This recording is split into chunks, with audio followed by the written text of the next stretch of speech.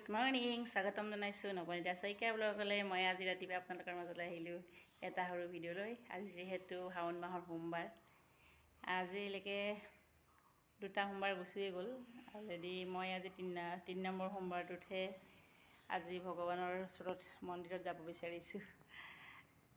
আপোনালোকৰ আগতো দেখাম। আমাৰ জামুগুৰিতে আছে, তাত গৈ মন্দিৰটোৰ পৰিৱেশটো অকণমান দেখাম। আপোনালোকে চাই থাকিব মোৰ ভিডিঅ'টো শেষলৈকে। আহকচোন যাওঁ মন্দিৰলৈ, আপোনালোকৰ লগতে লৈ আহিছোঁ। আহক।